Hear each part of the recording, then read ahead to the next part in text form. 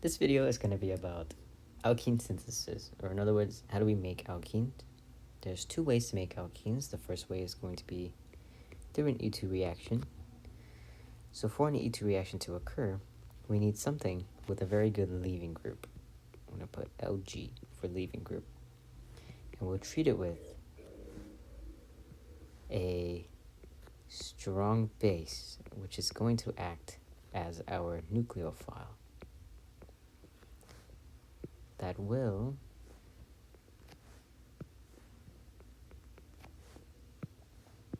attack this proton, and the bond, the electrons in the bond, will go here, which will consequently break off our leaving group and leave us with an alkene.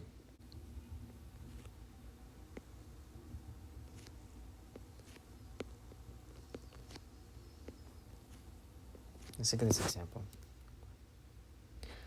where Br here, our bromine, is the leaving group, and we're treating it with a, let's say some strong base as our nucleophile. Now, there's a couple of hydrogens that it can take from. It can take this hydrogen, it can take this hydrogen, and it could take this hydrogen. So how do we know which hydrogen it's going to take? If we were to take this hydrogen, the bonds would break here and break off our leaving group. This leaves us with something like this. Wait, our leaving group is gone. Sorry about that. Something like this. Or it could take this proton, breaking this bond here and breaking off our leaving group, giving us this product. How do we know which product is going to form? This all depends on the base that we are going to be using. According to Zaitsev's rule, elimination is going to favor the formation of the most stable alkene. So, taking a look at these two products, our most stable one will have to be this one, where there is 1, 2, 3 substituents, whereas this one has 1, 2 substituents. So this one is more stable. So this would be our Zaitsev's product.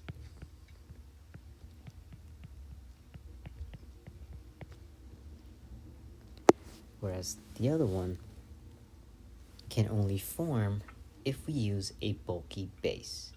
And this is according to Hoffman's rule. So this would be Hoffman's rule, or Hoffman's product.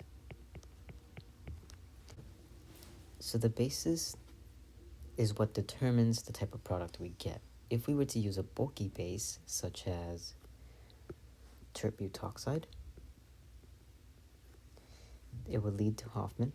Or if we use, I'm pretty sure LDA is also one. It's a pretty bulky one, looks like this. And it's usually bonded to lithium. Both of these bases will lead to a lesser stable product. Every other non-bulky base will give us Zaitsev's product.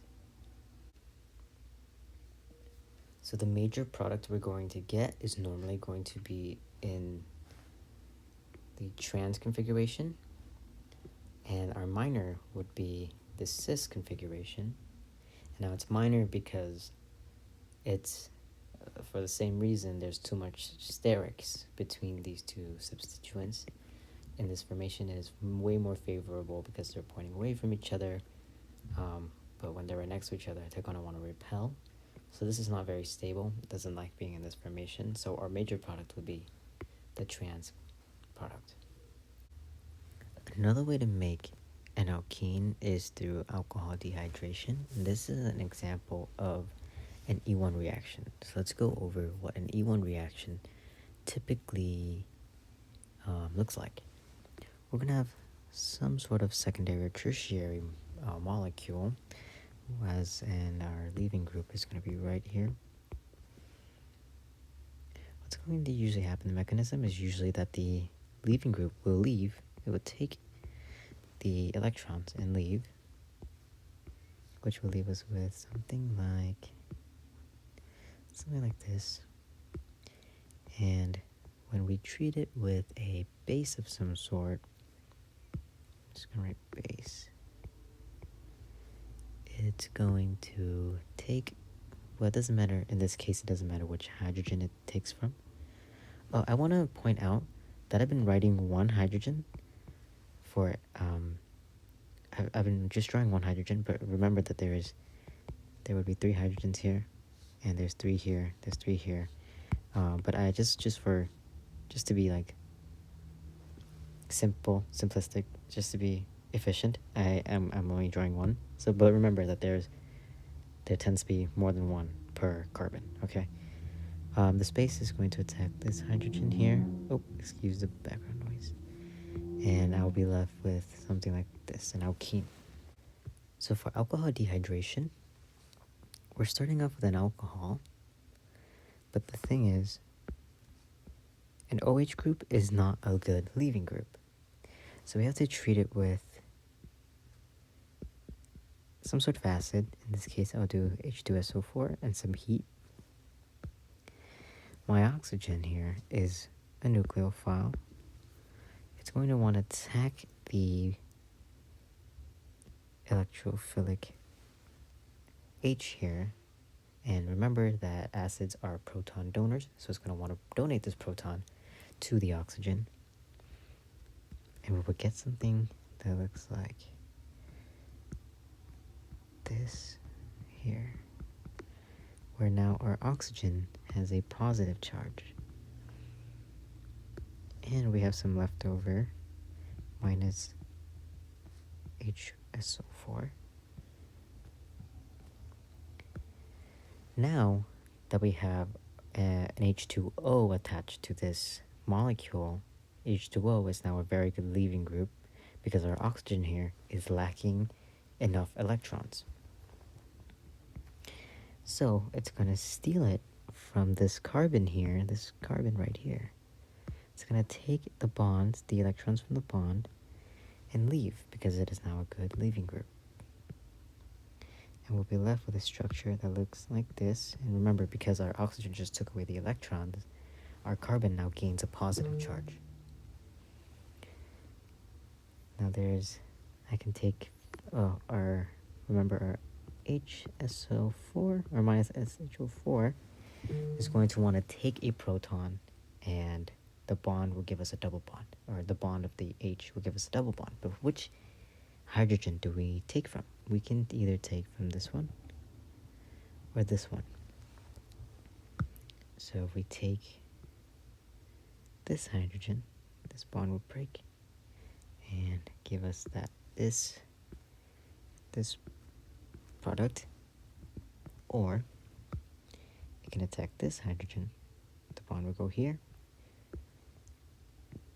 which gives us this product. The final product is going to be the more stable one. This alkene has 1, 2 substituents. This alkene has 1, 2, 3. This one is going to be the more stable one. So this is going to be our major product, while this is the minor product. This one would be our minor.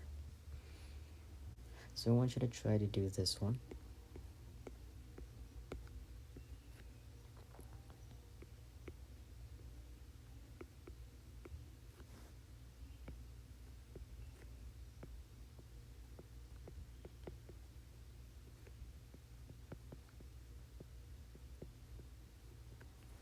What will be the product of this reaction?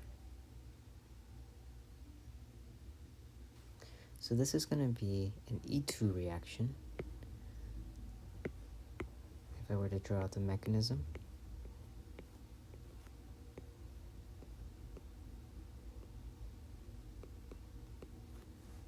treating it with minus CH3. And let's look at the hydrogens that I can take from. If I take from this hydrogen, if this would detect this hydrogen, it would create a product that looks like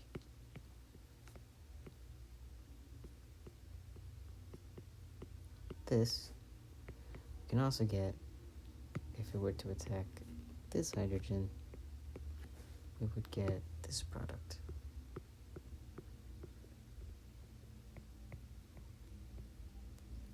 Which one is more stable? This alkene has 1, 2 substituents. This alkene has 1, 2, 3, 4 substituents. This is going to be more stable, so our major product would be this one. Oh, I forgot the bromine. Wait. Our bromine would break off. Sorry about that. This would be our most stable, because it's still more substituted. And of course, this breaks off. I forgot to show that. All right.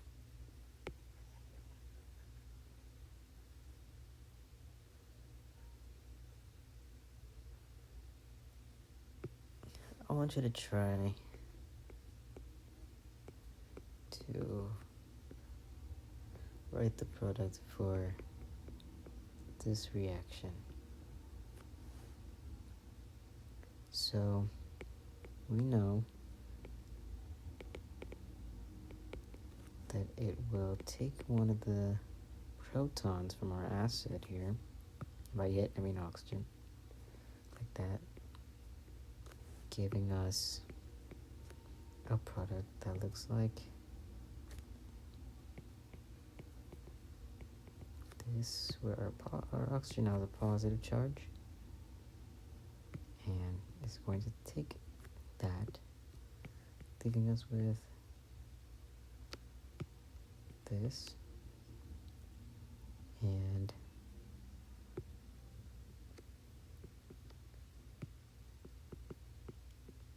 HSO4 is going to come in, grab the proton, leaving us with a structure that looks like this. It can either grab that proton or this proton, but both will give the same product. So our major product is this one. Alright, so last example, or last problem I want you to do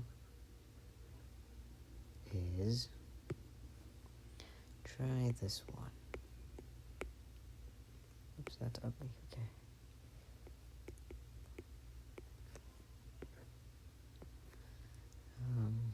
Do this. What is the product of this reaction? Alright, so I'm going to start off with the mechanism.